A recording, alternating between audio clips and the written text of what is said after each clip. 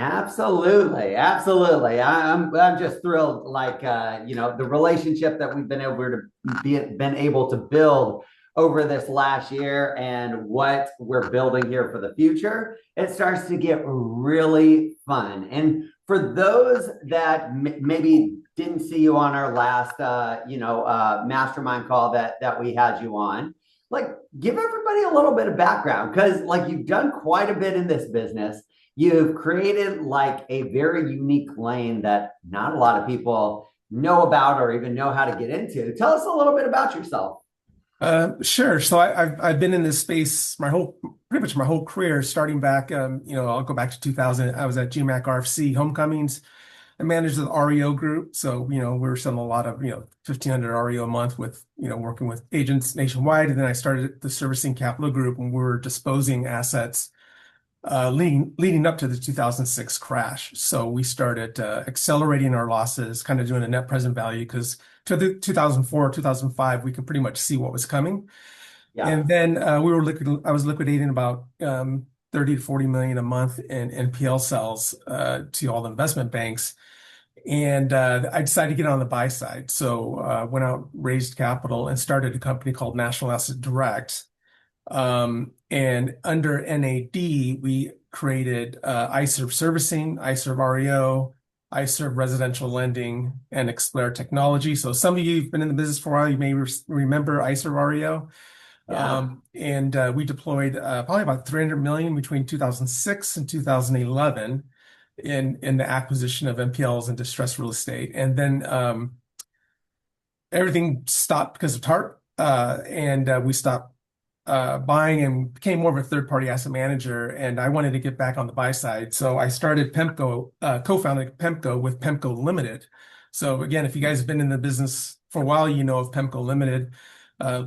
Used to be one of the largest HUD REO asset management platforms. So it's an interesting story. I was wanting to learn how to bid HUD contracts. And so I cold called Kimmy and we met at a conference, and she was interested in getting into the private sector business. And so we both had interests that were aligned. So over the next year, we decided to launch PEMCO Capital. So PEMCO Limited is still a minority owner of PEMCO Capital. So we're still very tight. And we created PEMCO Limited or PEMCO Capital to specifically go after unique carve-outs that the government was doing on distressed assets. So the banks had pretty much moved through their portfolio, and I knew that the government was going to be the biggest seller from this point forward. So we, since 2014, have deployed about 250 million, primarily from the government acquisitions, but we do off-market trades, some smaller deals, and then foreclosure sales. We had a great run in SB 1079 when that was going in California. We currently are buying HECMs, and we have an asset management platform located here in San Diego, Encinitas, California.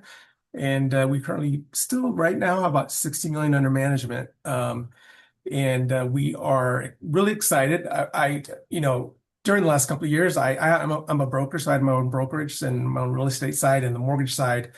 And I was trying to grow that. And then that's kind of when I met Larry and realized that, that business is very difficult. So I put my brokerage, part of the REO Alliance, with Larry. And I have my mortgage side with Nexa Mortgage, and a very similar strategy on the mortgage side. So we have the asset management fund, the real estate, and the mortgage side. And now we are starting on a newer path. So historically, we've raised money from institutional investors, either family offices or hedge funds, private equity funds. And that's nice in one sense that you can get a big chunk of money at one time. Sure. But the investors are fickle. So we decided about 3 or 4 years ago to start going down the Reg D path, where we're raising capital from accredited individual investors. So our first Reg D fund got off and running. We have 30 investors. We raised about Do 3 you million. do you mind, like as we go through here, do you mind like what would be considered an accredited investor to for some of the people that Oh, may not know what an accredited investor may be? Yeah, and credit investor is either 1 million net worth or income of 250,000 or more. That those are Okay. basically the two requirements for accredited investors. And the reason why we do accredited investors is it's less regulated. So you do see some Reg A funds and some Reg D funds that are for unaccredited investors. But the SEC, it's very regulated because you're dealing with someone who may not have a lot of money. So you've seen a lot of funds pop up where they'll take $50, crowdfunding basically, Okay. invest $30, $50. Um, we didn't want to go down that route just primarily because of regulation, because it's a lot of reporting, a lot of regulation and oversight from the SEC. So if we're dealing with accredited investors, it's a much easier form of fund to run, and we can also do some we can advertise. Basically, I can talk to you guys as well. So we so we got that going, and the idea is that we move away slowly from the institutional capital and build the Reg D fund larger and larger. So as I was talking to Larry, and we built our relationship over the last 12 months, we launched our second Reg D fund. And I'm partnering with Jasmine Willios with NAP Private Equity Club. She runs a note club business, very similar to the REO Alliance. And she kind of runs in those circles with accredited investors. So I don't, because I've always dealt with institutional investors. But when we started talking, I started talking to Larry and get more involved with REO Alliance and speaking to more agents, the thought came into my head. It's like, gosh, uh, almost every agent either is an investor or knows an investor because you guys have your clients. And so we started making some phone calls Yeah. to some of our agents, and we raised some capital. And so as I was talking to Larry and some others, we started developing this concept of, wow, wouldn't it be amazing if we could create a fund that was basically invested by the boots on the ground agents that are actually doing the work. Um, Yeah. and so as we continue to talk, we are talking to some associations we may partner with. We're already obviously part of the REO Alliance. And so the idea that we've been discussing is let's do a national outreach to all the agents and either agents invest or you bring investors in. And the reason why you would want to participate is because one, if you're an investor, we deploy 250 million with an average unlevered return of 16%. That's probably the main reason. And then if you have clients that are investors and you make the introduction, you get a capital raise fee. But most importantly, you are going to be the dedicated agents that gets any listings from our portfolio in your area. So you start creating your own pipeline, and we kind of turn the industry upside down. In other words, this industry falls apart without the boots on the ground agents, right? All the Yeah. big investors rely on you guys. And unfortunately for the agent, everybody's spread out, right? There's not a whole lot of influence from a single agent in this industry. But if you all come together, now you have some influence. And the way we can come together and pull this together is having a fund that agents are invested in. And now the agent becomes the investor. They start controlling their own destiny. And one of the things I'm thinking of is not only would you get the listing, but we only can assign listings where we have assets. So if you're an investor and you don't have a listing, we would be willing to take some of our fee income, put it in a bucket. So every agent gets a dividend every quarter just from the fees that are spinning off in the fund. Mm. I'm not sure exactly how that's going to work out, but that's what we're talking about. The most exciting part about this is that I have a lot of institutional relationships. And when I throw this idea by some of the relationships that I've had, they were blown away. They said, so what we do with our fund is we leverage it and we co-invest. So we raised 3 million in our first Reg D, we leveraged it and we deployed 15 to 20 million because we kind of we build a capital stack of further debt or equity. Yeah. If we raised 5 or 10 million in a fund that was primarily of agents, boots on the ground, and I went to an institutional investor and said, I have agents nationwide that have bought into this investment and they're boots on the ground that are part of this fund as our co-invest, they would be blown away. They would be like, I'm all in. So I can take 10 million and turn that into 70 million. And as soon as we start getting assets, 2, 3 years, we may have 300 million under management. That's just spinning off work for everybody, spinning off fee income for everybody. So it's kind of a unique idea. So what would we be doing is flipping the industry on its head. We would be taking the last piece of the puzzle when we're managing assets, which is the agent, and now you guys are jumping up to the top with the investors. And you start controlling your own destiny. Also, you have a place to take all your off-market deals. So we have a trade desk. So if you have off-market deals that you're seeing, you can send it to us, and you can participate in an acquisition of those assets through the fund. I'm sorry. Go ahead, Larry. Yeah, I just want to highlight this opportunity, guys, right? So we've all been in this space for a long time, or a lot of you guys want to be in this REO in this default space. When I grew Carrington Real Estate Services to 3,000 agents, it was because Carrington was one of the largest note buyers in the country, and they had purchased, right, the New Century portfolio, which was garbage, right? Like it was every subprime loan that you could think of that was packaged. And that created enough business to help them grow a brokerage to 3,000 agents across the country, to a point where we were closing north of 1,800 listings a month. Now, right, that was with one client. Now we have 9 different asset management companies that are a part of our group.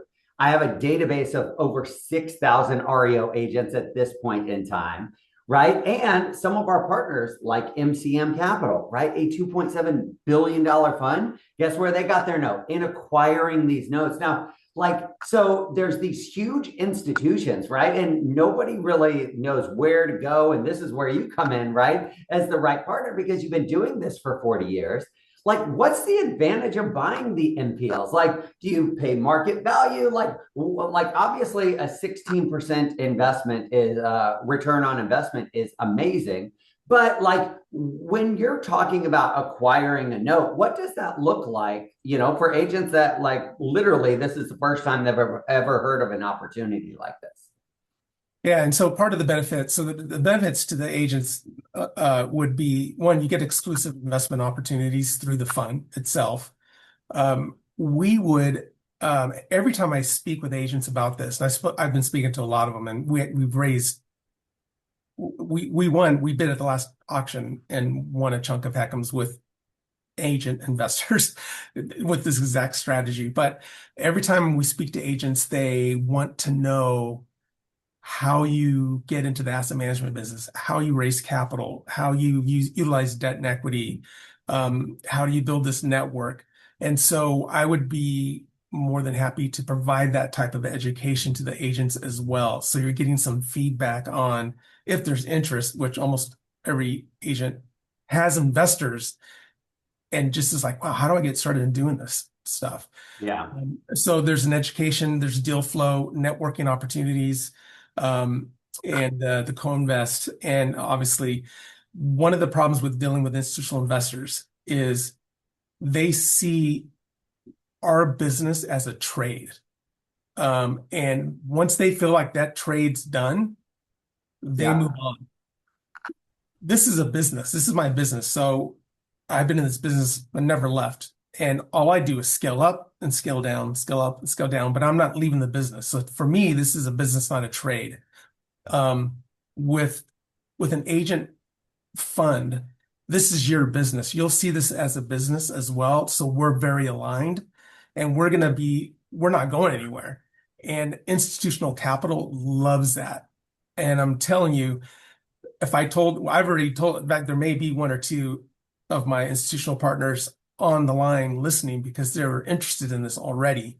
But man, 10 million bucks raised from agents, boots on the ground that are managing the assets that are bought into the business and the concepts and have skin in the game, as well as the asset manager, that blows their mind. They would be so excited that like that is a good trade, right? They're still thinking it is a trade, but it's a safer trade because not only is the asset manager that's managed it's got skin in the game, but all the way down the line to the agent has got skin in the game. And that provides them with so much confidence that we can raise a chunk of money and build a business, a large business. I've always been on the small side of this business. You know, a couple hundred million is large for me. It's a lot of money for me, but you know, there's guys that are out there spending a lot more money than me. So this is again, the concept is just flipping this industry upside down and having the agent move up to the investment cycle and learn about the note acquisitions, managing, you know, foreclosures and timelines and attorneys and anything else you want to know, cash flow, the way the cash flow stack works, raising debt and equity, and then still getting your business for REO's listings, taking advantage of the fund and the returns, or earning fees and raising capital. So every one of you guys becomes a capital raiser, and you introduce capital to the fund, you get a capital raise fee, and then we build a fund that is just has got a lot of legs to go out and raise some large capital to co-invest or to leverage. And one of the things I want to highlight, right? Because I remember having conversations with the executives and stuff at Carrington when this is what they were doing, right? Guys, they're not buying these non-performing notes at 100% of market value, right? You're getting steep discounts because you're taking on a lot of the risk, and a lot of the investors are a little antsy about taking on that risk because how do they manage it? This is all that we've done, right? This is our strength is like, look, how do we handle the foreclosure, the evictions, how do we get that property back on the market as soon as possible so that there is as much return on investment as possible for the investor? And a huge opportunity that has not been presented to very many agents to be the investor on the front side of it, make a huge return on your money, and also start creating our own inventory on the backside as well. And so, again, I mean, we've all been in this business. This is the first time that I've heard of this on this side of things, and why I'm so excited to kind of share this with you guys, because I think it's such a huge opportunity. We've been talking for years. How do we use this next 4 to 8 years to set up the rest of our lives? This is one of those opportunities, right? Where we have our money and stuff working for us. We're creating our own listing inventory and stuff in the future as well. So sorry, I didn't want to cut you off, but I just wanted to highlight some of the biggest opportunities. And I had to step out of my office because my Wi-Fi was a little bit shoddy there and stuff there. But I just wanted to highlight some of those points so that everybody has a very clear understanding of what we're talking about here. Yeah, and also the networking opportunity is enormous. So Jasmine Willios, who is on, I believe, and has also invited some of her network. So she runs a private equity club and is kind of like a Larry, but on the note sell side. So she's got a network of note buyers and accredited investors. So we start cross-pollinating and introducing the note buyers and the agents, and they're also investing in the fund. And it just becomes when we can call it herd the cats into a single entity, we can become extremely influential in this industry. And it's just a matter of getting everybody into one sphere of influence. Right now, everybody's bifurcated. And I think it's time for, I've always had relationships with agents. And as an asset manager, the relationship is generally I'm giving the agent a listing and I'm managing that agent, and we're liquidating the asset. Um, However, one thing I've missed over the past many years is really the value proposition of the agent going back upstream. And I didn't really start realizing that until I started buying one-off foreclosure sales, actually, mostly because we bought pools of loans historically. And over the last 5 or 6 years, I've been buying one-off foreclosure sales, and I was working a lot closer with the agents. Um, and now I think the value proposition is enormous. And Yeah. especially if we combine it with a group like the private equity club that are note buyers. Mm-hmm. We pull these two groups together into one fund, all of a sudden we're competing with Gets It, and we're Yeah. controlling the market. And now we take this bifurcated talent pool nationwide, pull it all together, and create this extreme value proposition to large institutional investors that will leverage or provide additional co-invest. And we just build a machine that we drive for the next several years. And it will become a machine because I've built machines before. And once it gets going, man, it's just it gets going. And so I'm super excited and I'm very grateful that I met Larry and he's kept coming after me to join the REO Alliance. So we finally did. But through Larry, I've met so many other folks. And as we continue to talk and brainstorm and see where this market is going over the next few years, there's a lot of things changing. This business can change as well, and this is one of the ways that it can change. Is to flip it upside down, herd the cats, get everybody together in one fund, and then we start controlling the big guys. We start controlling. And guys, just so you know, like Gets It, right, if I'm not mistaken, they acquire about 60% of the HECM auction loans that come out there. The last auction, they acquired 4,000 notes. 4,000. Imagine if that is your future inventory.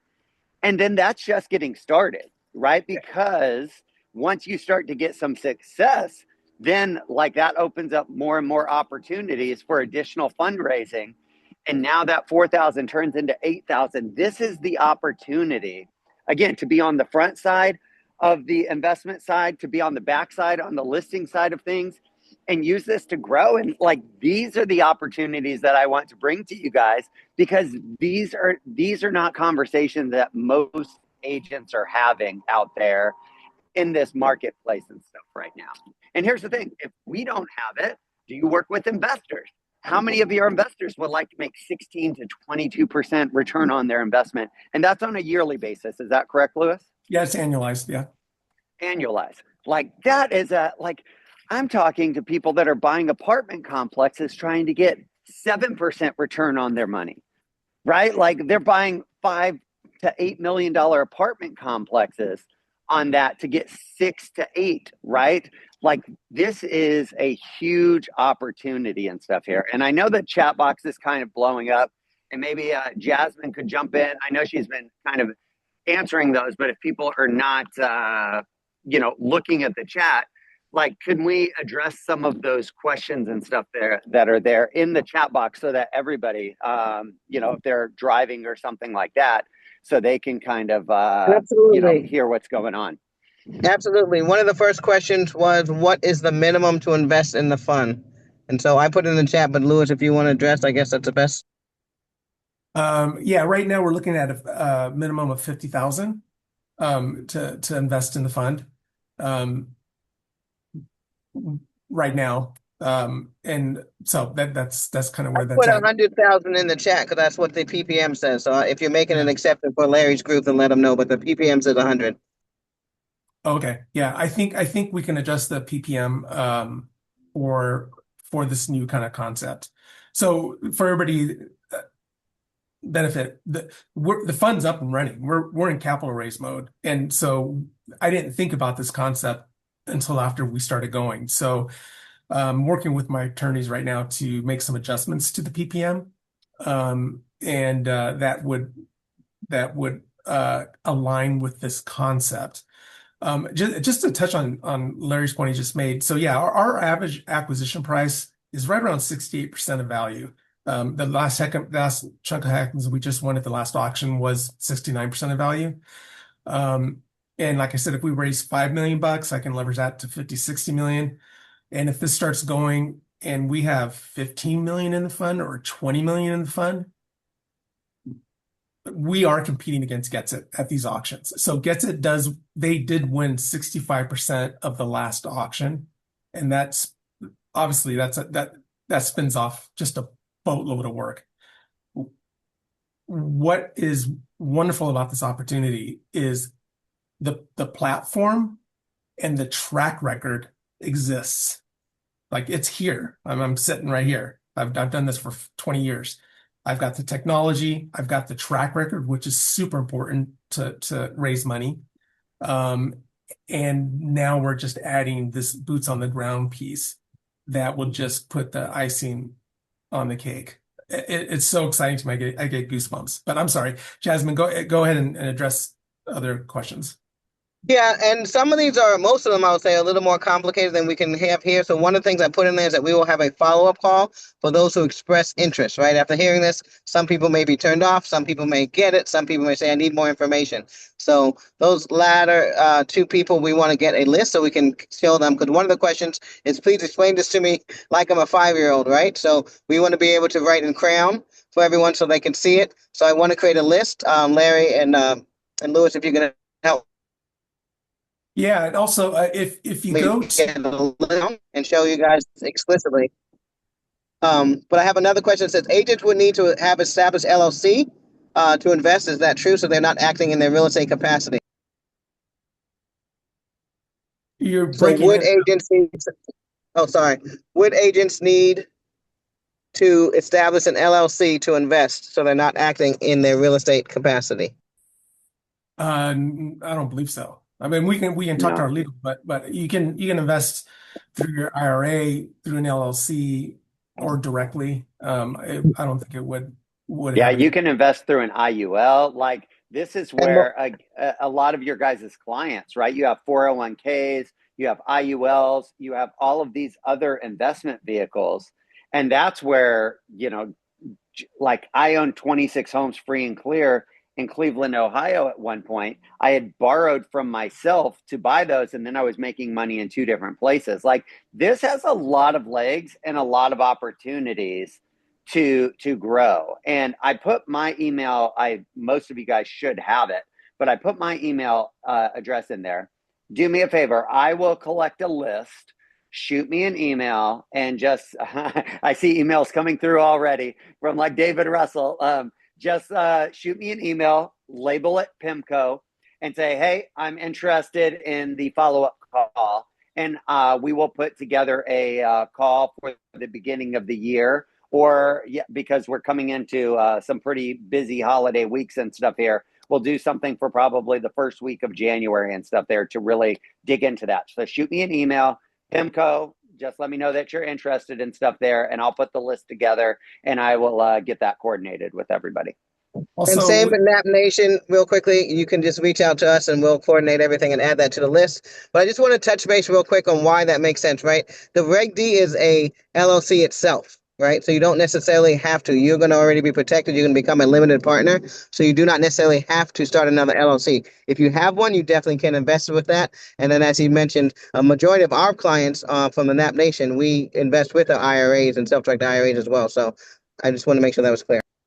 Yes, please reach out to. So, my partnership with Jasmine and NAP is that she is running the capital raise and investor relations, and I am running the asset management and fund administration. And that's what I did with my last fund. I partnered because, again, I didn't have those relationships of accredited investors, and Jasmine, that's what she does. So reach out to Jasmine. She can educate you on, or myself, as well, but she can educate you on everything about the fund. And we can also send out FAQs. So we do have FAQs. I just updated them a couple days ago. So we have recent FAQs and we have a deck. So you can either reach out to Jasmine directly, or if you go to pemco-capital.com and log under investor prospect, you can also pull down the deck and the FAQs there as well. So, And what I'll do, Lewis, is like, man, I see emails just flooding my inbox. I just cleared it this morning, and I see like 30 of them, which is great, right? Like, this is why we wanted to introduce this to everybody. I'll put a list together. Everybody that reached out, I will send you guys, because Lewis sent this. I'll send you guys over the FAQ. I'll send you over the deck and stuff like that as well. And then I will get Jasmine and Lewis, everybody's contact information that is interested, and we'll schedule a couple of calls for the first week of January. I was just going to add that I'll be working with Larry closely. Nice to meet you for the first time. We've been in connection for a while. Yes. And real quickly, I cannot tell you how hilarious it is that you said Larry MF White. So I'm going to have asked you about that all day. In the meantime, no, definitely, we'll work close together. And we will put together at the beginning of the year something that we go through everything, writing crown, whiteboard, and all. So rest assured you will get this and be able to make an educated decision whether this is right for you or not. Yeah. Again, from just a industry changing revolution, I would call it. This is so exciting. That what I kind of envision is having 300 to 500 million under management, controlled by agents. The fund's controlled by agents, and you got your workflow coming. You're generating fees. As we grow, we hire asset managers. There's some opportunity there. Elsie Gomez is one of our asset managers, and she also is an agent. So there's so much fees, work, and just obviously profit from the investment itself that could spin off from this, and then it's just flipping the whole industry on its head again. That's the only way I can think about it. I think it's super exciting. And here's the thing, guys, right? Like, if your liquidity is tied up or something, think about your investors, right? Like, there's multiple ways for you to get involved. Do you have investment accounts yourself, right, that you can leverage and make money in 2 different places? If you don't, like, do you have investors that you can help them make more? And at that same time, now you're getting dividends and creating future inventory. There's a lot of ways to kind of chop this up and make this work for you. It's not just like, oh, this is the only avenue. I don't have $50,000 or $100,000 right now. I can't participate. Like, this is where we have to start thinking outside of the box. And this is where, again, we already have 9 different asset management companies that are affiliated with our group. Multiple are doing this. Lewis, question. I know that the majority of what you buy is the HECM loans, right? Like, at some point, there may not be, or that may start to dwindle. Are there other non-performing NPL type situations that are also like that could spin off from this as well as we start getting some bandwidth? Absolutely. So there's some programs, state level programs, that we buy one-off foreclosure sales. If we raise enough capital, Fannie and Freddie has auctions, but they award them by pool.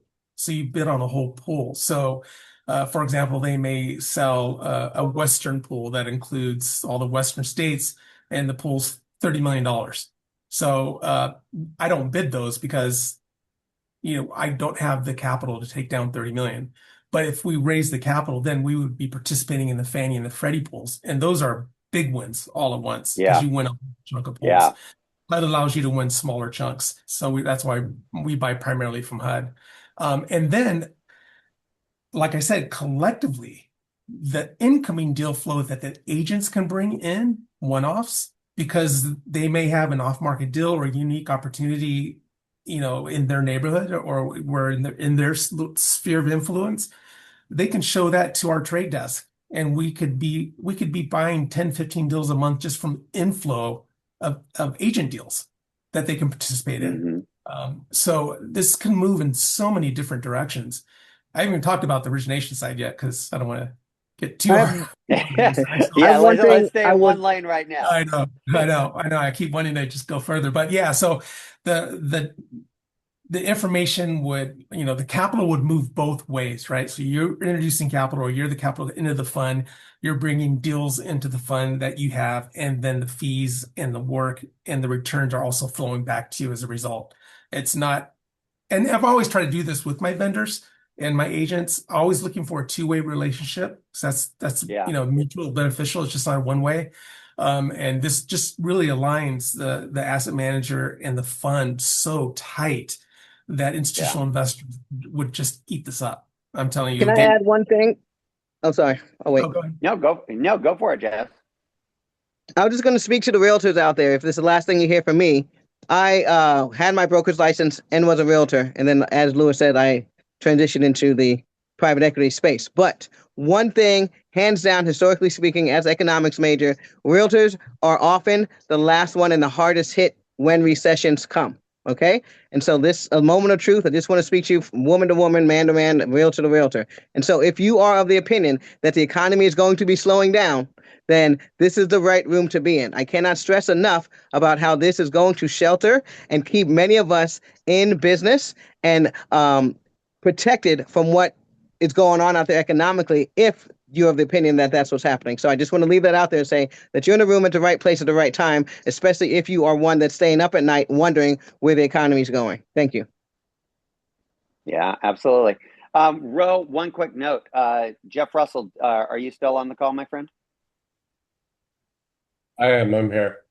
Michael Hellickson, this will be right up Michael Hellickson's alley as well. So make sure that I can reach out to him, but I know that you just talked to him a little bit more often. I would definitely run this by, make sure that he's on our call in the beginning of January as well.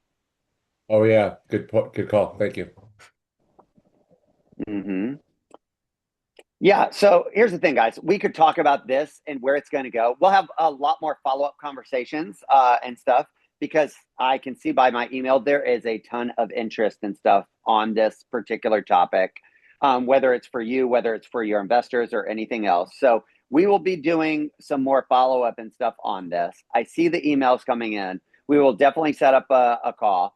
Are there any questions while we have Jasmine and Lewis on the call and stuff right now that we haven't addressed in the chat box that we need to get to today before we go into Christmas, New Year, holiday weeks coming up here? I have one question that says, is there room for fractional investments as well to increase capital raising? It might be saved for the January call, but that looks like the only one we missed. Okay. And with fractional, I think that was coming from Philip up in Northern California there. Are you speaking of like less than $50,000? Is that where you're speaking of, Philip? Or like, just want to be clear, we're addressing your question, my friend. He says yes. Yes. Yep. Yeah, I appreciate that. No. So Lewis, I'll let you speak to it, but at this point in time, that like we have to have an accredited investor, not so much kind of the crowdfunding at this point in time. So this is probably kind of the starting point of, what it's going to take. Would that be right, Lewis? Correct. Yes. So to invest in the fund, Jasmine's right. Our minimum is higher in the PPM, so we would need to adjust that. But it would be 50,000, and then you would have to qualify. And we do our qualifications third party. So at third party, we use a firm that would qualify you as an accredited investor, or your investor as an accredited investor. And again, accredited investor is $1 million net worth or annual revenue of 250,000. So the deal we just did and won at the last HECM auction, just as an example, were two agents in LA that had an investor. So the agents didn't invest themselves. They introduced an investor, and we won 6 California. So they're getting all the listings. That's just a perfect example right there. So Yeah. So it's not, so you don't necessarily have to invest, but you will. Most of you know investors because that's what you do. You work with investors and clients. So you can either invest or you can make an introduction. And then there's fees that spin off from the introductions. And if we're buying assets in your area, you're going to get the listings. So, but yeah, that's a perfect example. We won a chunk of assets. We bid more in California. We won six. California is a tough state to win. It's very competitive. But yeah, they're going to get all 6 listings, those 2 agents. So Beautiful. that's a perfect example of how this will work. Love it. Man, I cannot think of a way to end 2025 with our Agents Helping Agents Mastermind, guys. I hope that this brought you value. I hope that you see the value that this could add for you and your clients and stuff in the future. This market is softening, right? There's some interesting things coming down the pipeline. And as the market softens and starts to go down, this is where the money will be made. Everybody makes money in an up market, guys. Not everybody makes money in a down market, but that is where the biggest returns and stuff come from. Where you can be an investor in the fund, you can be an REO listing agent, you can buy the REO listings. Like I have a good friend of mine in Los Angeles that has about 56 homes in the Hollywood Hills area. He bought his personal residence for $450,000. There's a lake somewhere in Hollywood. I don't know exactly what that lake is. Any of you guys that are in that area may know. He's in that particular neighborhood. In 2010, he bought it for $450,000. It is worth over $3 million today. Right? Like these are the opportunities that will come, but we have to, Lake Hollywood. All right. Thank you, Jeff. These are the positions that we're talking about taking advantage of that can help set you and your family and your clients and your friends up for life. So, Louis, Jasmine, thank you guys so much for jumping on here today. All of you, thank you for making this community and building it up to what it is today, to where we have as many successful agents, investors, humans that are actually interested in this. I am so grateful for each and every one of you guys. I hope that you have the most amazing holiday season here, that you spend some time with your family, that you take advantage of it. Shoot me an email if you guys are interested in this, and we will set this up. And Louis and Jasmine, I just greatly appreciate you guys jumping on, and man, I'm looking forward to 2026 so much with all of you guys at this point in time. So I love you guys. I thank you guys, and we will chat soon. Thank you. Bye-bye. I appreciate it. Bye.